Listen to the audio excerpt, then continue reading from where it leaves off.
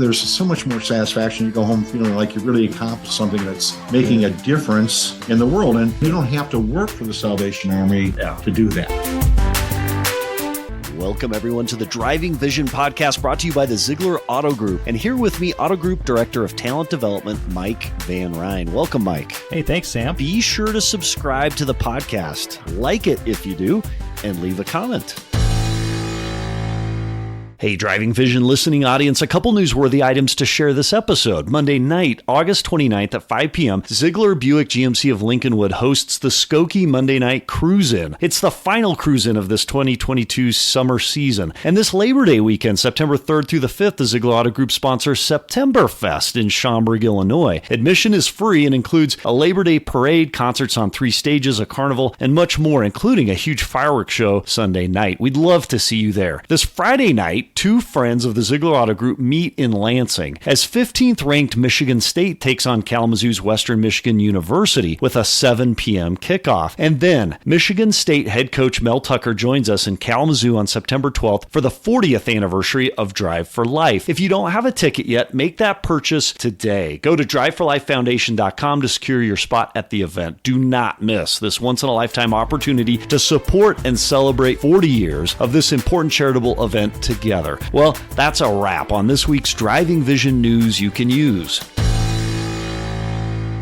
All right. Hey, everybody. Welcome to the special Drive for Life edition of the Driving Vision podcast, Future of Zag today. Today, we're doing a dual version of the podcast, broadcasting to both streams. Today with us live are 3 exciting guests. So first of all, we have Christina Scheid. Christina, welcome back. Christina, you've actually been here before, right? With your dad, Dan Scheid, CFO Zeigler Auto Group. Dan, welcome back. Yeah, thanks, Sam. It's fun having my daughter here. So it is fun. And before we go to our very special guest, I actually want to remember a conversation we had last time you were on the show. And it was this. We were talking about golfing at the Kalamazoo Country Club. And you are a collegiate-bound golfer, NCAA to Minnesota, after you finish your senior year. Pretty exciting, right? And we were asking this question. You and your dad golf at Kalamazoo Country Club off your respective tees. Who wins? And Dan, Christina would not answer the question. Now, we know something that's happened over the past week that would tend to suggest an answer. What is that, Dan? Where are you taking me here, Sam? Man. Pressure, huh? We're not going there yet. No, you know what? So Christina won the Ladies Club Championship this past week. Congratulations. She actually defended her title from last year. That's so wonderful. She's had a pretty good run here lately. And to answer your question, practices more than me. She takes more lessons than me. I'm trying to set this up. Yes, right? yes. I think on any given day. Okay, very good. Fair enough. Well, congratulations, Christina. That's very exciting. And we're proud of you as part of the Team Zeigler family, as one of the kids of a family member working here to represent Team Zeigler the way you have in your own family name. So thank you for agreeing to be here today. So the real reason, though, of our conversation today has to do with Drive for Life, which is a charity that's in its 40th year and a very special benefiting sponsor, the Salvation Army. So welcome to the show, Tim Summers with the Salvation Army. Thank you so much for letting me come and share the impact that Drive for Life has had on the Salvation Army and more directly on people of Kalamazoo that are in need. Well, we appreciate you being here for telling us the story. So the first question we always ask of the podcast before we go into a little bit more about your charity and your role in the charity is, from your role with the Salvation Army, what is your vision of the world and how are you seeking to change the world with that vision? Certainly. So regardless of how good or bad the economy is, there are always people in need. And what we've found over the years is that, regardless of whether you have a good job or not, regardless of whether you have insurance or not, a lot of people in our community and probably across the state and country, you're only a few paychecks away from being in a position where you can't pay your bills, you can't afford your rent, you can't pay your electric bill. You got to choose between your prescriptions at the drugstore or groceries. Those types of things happen. And it's not just because people are not wanting to work or something like that. It's just a situation that the world seems to be in these days where, you're only a few paychecks or maybe one paycheck away from being in a very difficult position. And a lot of times it's through no fault of your own. Yeah. So, what our motive is with the Kalamazoo Salvation Army is we're always looking to help the most people in the most need and do the most good for those people. So with that type of philosophy, we don't care who you are, what your background is, what color you are, what your sexual position You're is. going to help no matter what. Exactly. So if you come in and you need help, we don't ask any of those questions. We don't care. Yeah. We're just there to help people. And in fact, Tim, you have really a legendary history as a company, as an organization that strives to help other people. And in fact, with Dan and Christine, we were talking about your history earlier today. Dan has a great quote, actually, that goes back to the beginning that actually kind of talks about what you're mentioning here, Dan. Yeah, let me give you a little background, though, Sam. So the Scheid family supports the Salvation Army. I'll give you a little background as to why we do that. Like many people, you get to the end of the year, during the year, and you have some things that you want to donate. And we used to kind of just donate wherever, right? Goodwill, whatever. At our house, we've read a number of books called Christian Heroes. These are like, D.L. Moody and, William Penn and Jim Elliot and William Booth and many, many. So we major historical figures. Wow. Okay. And we came across this book about William and Catherine Booth. And William and Catherine Booth lived in the 1800s. They're in London. And William Booth was a pastor.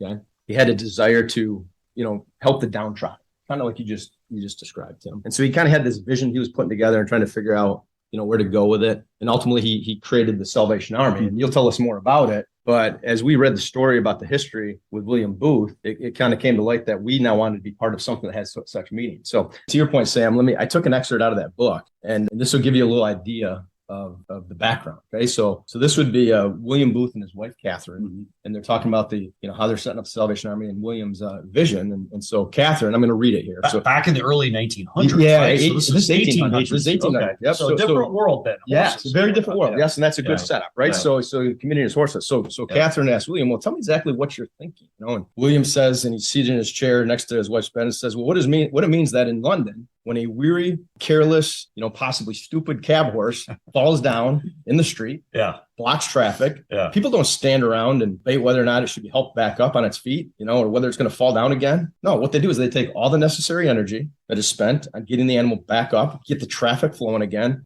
Sometimes you got to take the load off the horse, take his harness off, maybe cut it off. In fact, we do everything we can to get that horse going. Okay, so. But more importantly, Catherine asked her husband, well, you know what? So you're saying that we should help the destitute before we should ask, how they got in that situation? Or should we look at the situation and go, well, wait a minute, do we help them depending on the situation? And so she says, no, we want to get things moving first, clean them, feed them, then find out how.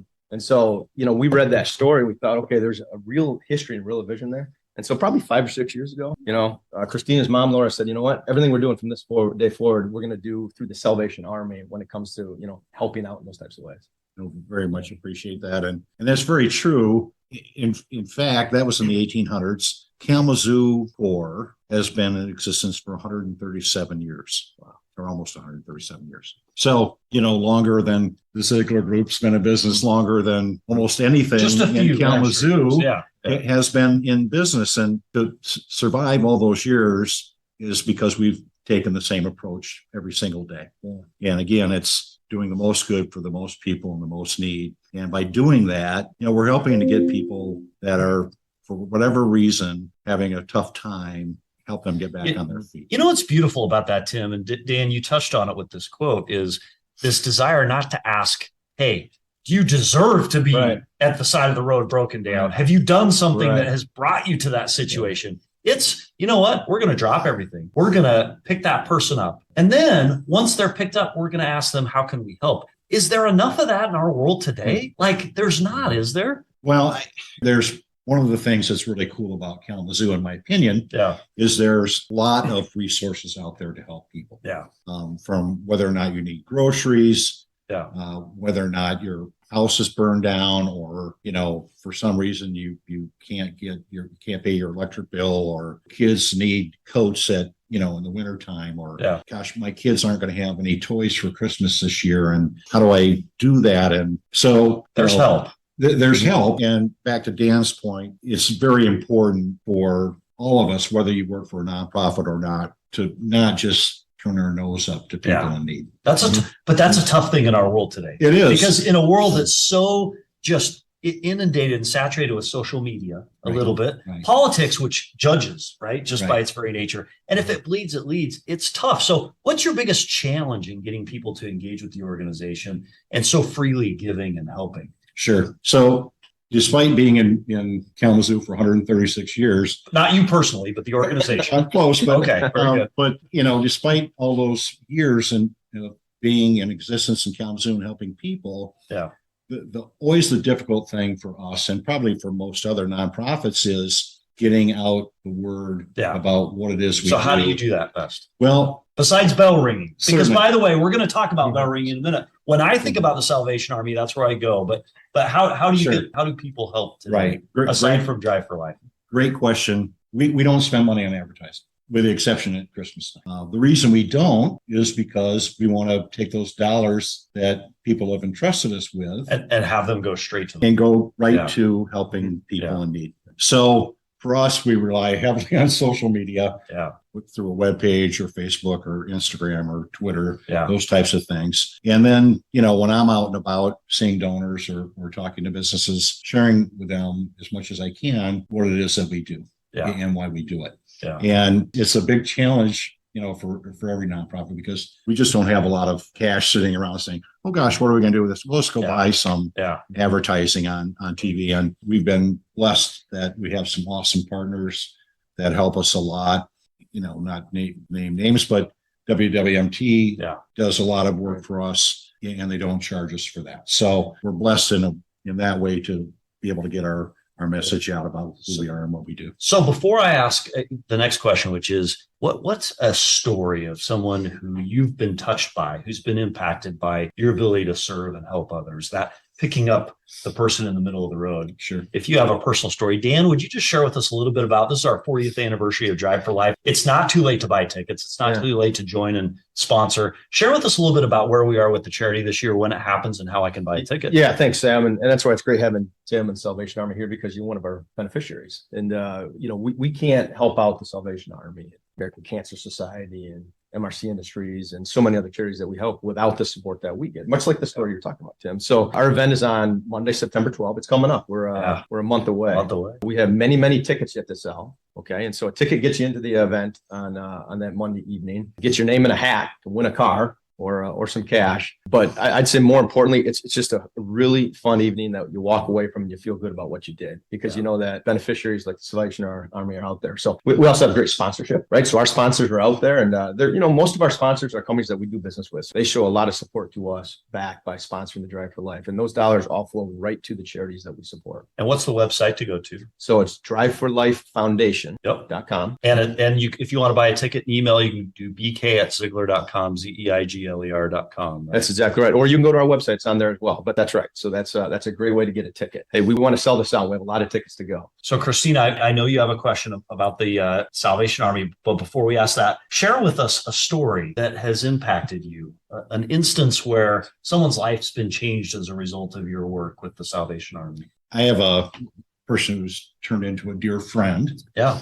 A local pub is now 29 years, has been raising money for us to support what we call Toy Shop, which is where we provide as many kids as are needed toys at Christmas time. Which is awesome, because that's a time of expectation. Right. And think about being a child whose parents are unable to provide. Right. I can't imagine a tougher situation where, you love your kids, you want to be able to give them everything. We all do.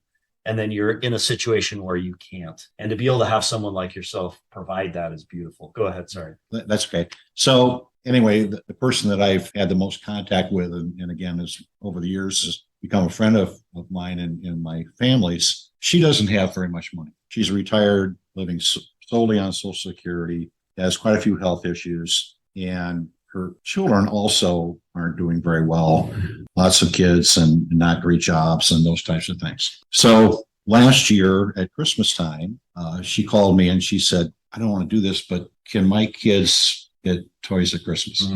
And, yeah, absolutely. Yeah. Well, do they live in Kalamazoo County? Yes. Or do they live we have part of Allegan County too, Plainville, Otsego, and Martin. But he said, absolutely. And And I said, I will personally get you signed up. It's not a difficult process, but if you don't have a computer, and you don't have access to get in the car to drive to us necessarily, how do you do that? So anyway, we got our ride to our toy shop event, and she was able to shop and pick out Christmas toys for all 4 of her grandchildren. Oh, that's neat. So it's that old what goes around comes around, or however you say that, where all these years she's given from her heart to make sure that kids had toys. And now she's not in a position where she could get toys for her kids or for her grandkids rather. And her children weren't able to buy toys, for their kids at Christmas time. So it's just one of the really cool things that I get to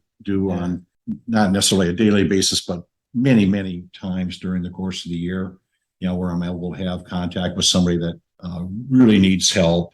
And how do we do that? And I've got tons of stories like that. And Tim, that's really neat because, one of the toughest things I think when you're in a challenging situation, it's sometimes easier to give because we get more back than we give. Sometimes it's tough to ask. Right. And it's beautiful that she had the relationship with you where she felt okay to ask. Right. For those that may be listening to the podcast that need the assistance of the Salvation Army, is there a way they can approach you and or ask? Apply? Sure. The easiest way is to call us.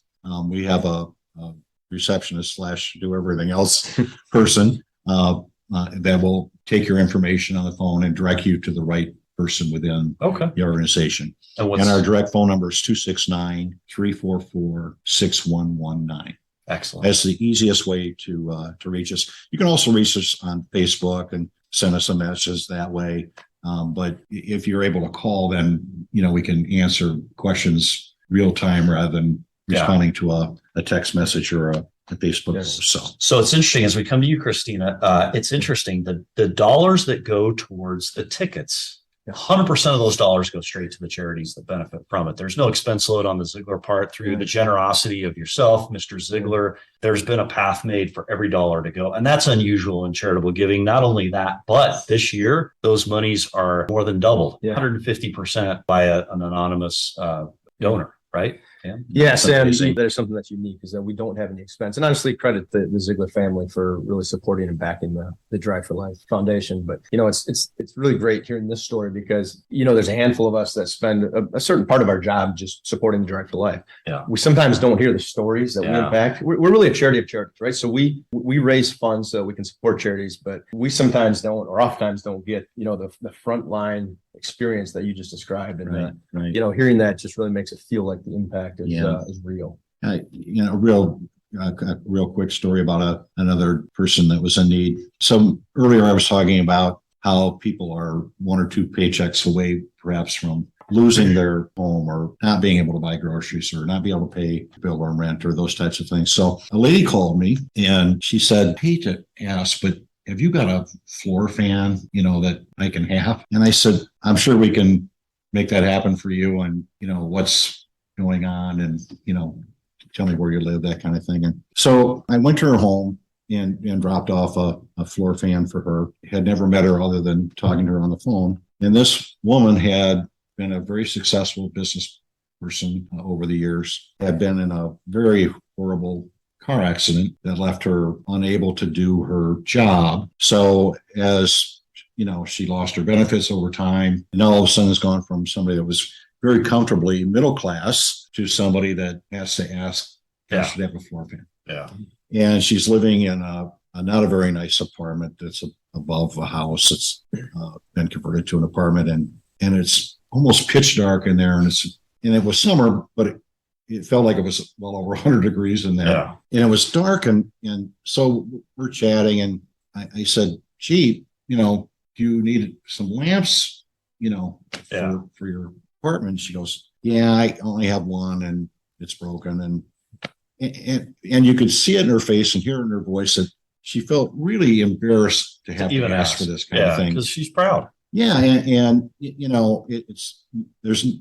I understand why, and I would feel the same way. But the reality of it is that bad things can happen to good people, and they do every single day of the year. So we got our fan, and we chatted, and we kept in touch over time. And I said, "You need anything, just call me, and if we can, we will." Yeah.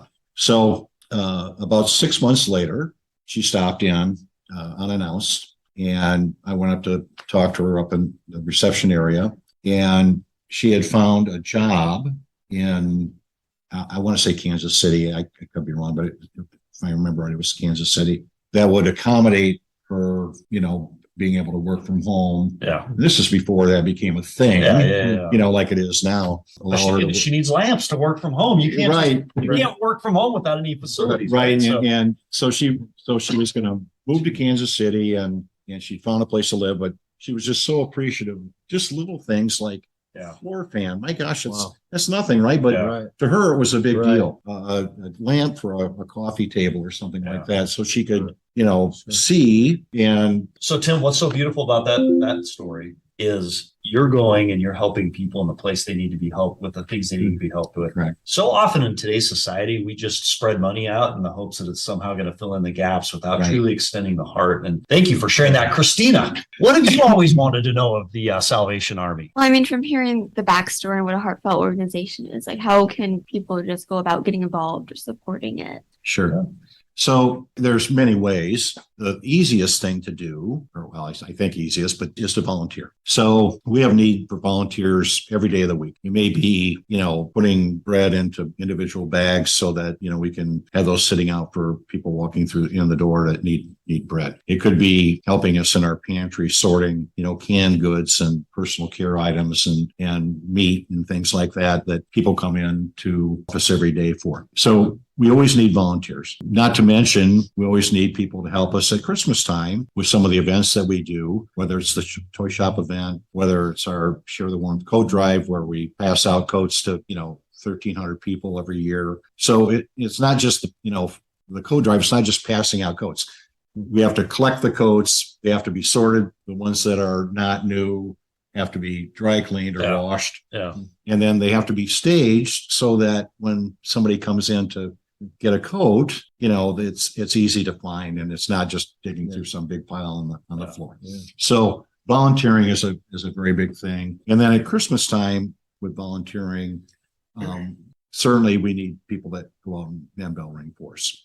And you say, well, gee, why is that important? Well, if we have 25 places that we potentially could bell ring at, if there's nobody there at kettle, people don't donate to the kettle. So it's important for us to have bell ringers there. It's a painless thing. It's fun. You can play Christmas music. You can dance. You can sing all those types of Tim, things. So the bell ringing, that's what a lot of us recognize with the Salvation Army, right? That's kind of your iconic, marketing piece, so to speak. How much revenue, percentage wise, does the bell ringing? Sure. So bell ringing is probably about 25% of the total dollars that we That's a lot. raise. It is a lot, considering it's only for about a month, right. Or 6 weeks, depending on when Black Friday falls in a month, and we do that Monday through Saturday. We don't ever bell ring on Sundays. If we have people at kettles, the dollars that we raise goes up significantly. So do you train your bell ringers? No. No, Christina, aren't you a little bit curious? Is there like a technique to ringing the bell where, it's more successful, less successful? Sure. So I'll tell you what really works, and people think there's got to be some mystery to this, right? There has to be. I've seen It's a Wonderful Life, and it's got to be from that. Isn't it? The bell rings when an angel gets its wings, which is ludicrous, of course. Right. But with bell ringers, you know what it is? It's just being nice. Yeah. It really is. And wishing people happy holidays or Merry Christmas. Or isn't that amazing how that kind of works in life? Yeah. Yes, exactly. You get a lot more done. Yeah. And just treating people like how you'd like to be treated. And we don't solicit, never asking people to put money in a kettle. Yeah. People are just ringing the bell. A lot of times they're singing Christmas carols, or, they're having fun in some other way. It creates a beautiful It does. And it's really a big part of what the Christmas, memories are for people. And we'll have little kids come up and put a quarter on the kettle, or even adults, and they'll say, gee, I wish I had more. And we're like, no, believe me, it all adds up and it makes a big difference. So it's interesting. You mentioned love and creating that atmosphere. The mission statement of the Salvation Army, about 3 sentences in, it's a ministry motivated by the love of God. Talk to us a little bit about what that means to you and how that's extended outward in bell ringing and other ways that people volunteer. Sure. So the Salvation Army started as a church, and it will always be a church. that'll always be the most A lot of important people don't know part. that. Right? Exactly, they Yeah. don't. And our Corps as a church, just like every other Salvation Army Corps around the world does. So it's a very, very big part of what we do.